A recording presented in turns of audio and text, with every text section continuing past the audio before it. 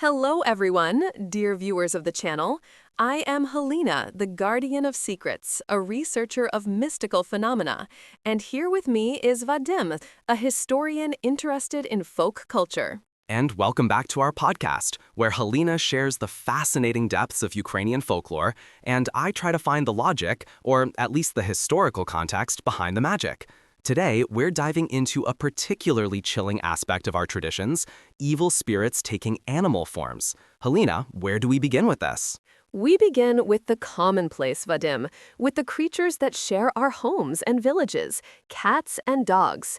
In countless Ukrainian legends, especially those concerning witches, these animals are not just pets, they are vessels.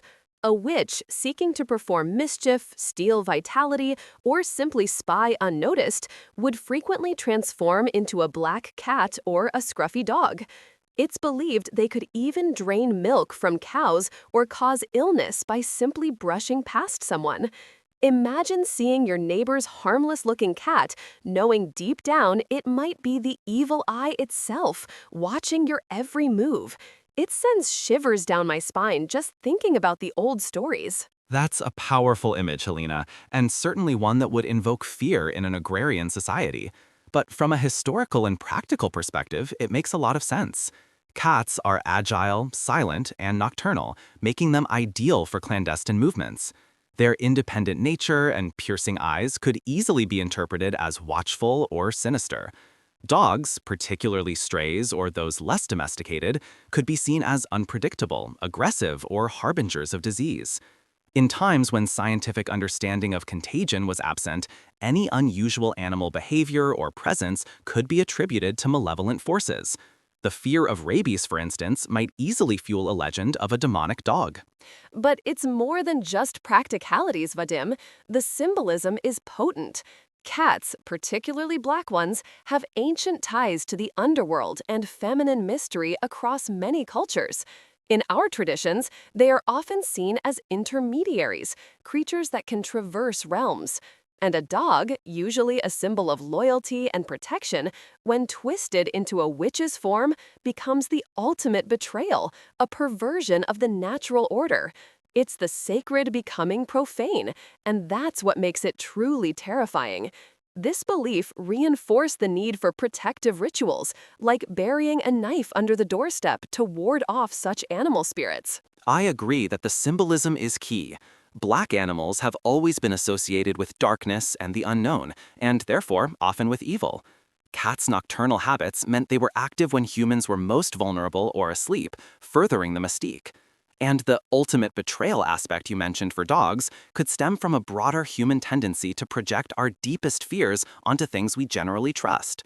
If even a dog can be corrupted, what hope is there?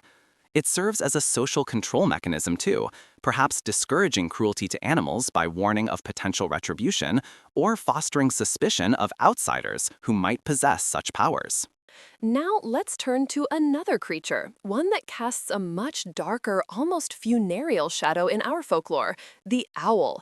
Its hooting at night is almost universally considered an ill omen in Ukrainian villages. It's not just a sign of bad luck, Vadim, it's often a harbinger of death, disease, or extreme misfortune. If an owl hoots repeatedly near a home, it's said that someone in that household will soon pass away. Some legends even suggest that the owl carries the souls of the deceased to the other world. Its presence itself is seen as a breach, an opening between our world and the realm of spirits. That's a stark contrast to some Western traditions where the owl is associated with wisdom, like Athena's owl. But in the context of Ukrainian rural life, I can see why it gains such a formidable reputation. Owls are largely nocturnal predators. Their silent flight and sudden appearance, combined with their piercing, unblinking eyes and eerie calls, would naturally evoke fear and dread in the darkness.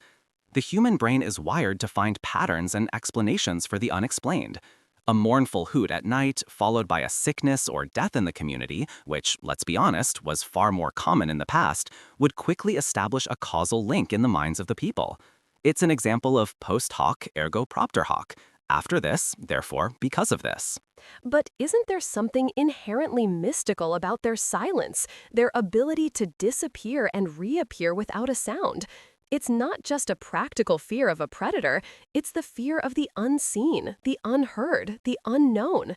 The owl becomes a messenger from a realm we cannot fully comprehend, a whisper of fate. These stories are not just superstitions, Vadim. They are a deep emotional and spiritual response to the mysteries of life and death, woven into the fabric of our existence. To lose these stories, to dismiss them merely as irrational fears, is to lose a piece of our very soul. I understand your passion, Helena, and I agree that these stories are invaluable for understanding the human psyche and the cultural landscape of our ancestors. They offer profound insights into how people coped with the uncertainties of life, illness, and death before modern science. The owl's symbolism, for instance, beautifully illustrates the human struggle to make sense of mortality. Is it a direct magical intervention? Probably not. Is it a powerful symbolic representation of death's inevitability, personified by a creature of the night? Absolutely.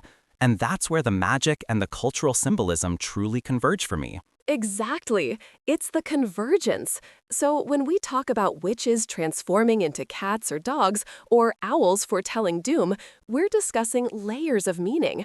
On the one hand, the very real human fear of the unknown, of disease, of betrayal. On the other, the profound belief in a spiritual world where boundaries are permeable and energy can be manipulated. These fantastic stories are not just idle tales, they are wisdom encoded, protective mechanisms, and spiritual maps. And understanding that dual nature allows us to appreciate the richness of our heritage without necessarily having to believe in literal transformations or feathered grim reapers. It allows us to ask, what did this belief do for the people who held it? How did it shape their society, their daily lives, their understanding of the world? It makes our past come alive. For more fascinating discussions and to share your own thoughts on these mystical animal forms, please remember to hit that subscribe button and leave us a comment below. Yes, share your stories. Have you ever had an encounter with an animal that felt otherworldly? We'd love to hear your experiences. These narratives keep our culture vibrant, alive, and connected to the ancient wisdom that our ancestors held so dear. Until next time, keep your eyes open and perhaps your doors locked. And keep questioning. Thank you for joining us. Don't forget to like this episode and follow our channel for more deep dives into Ukrainian mysticism and history.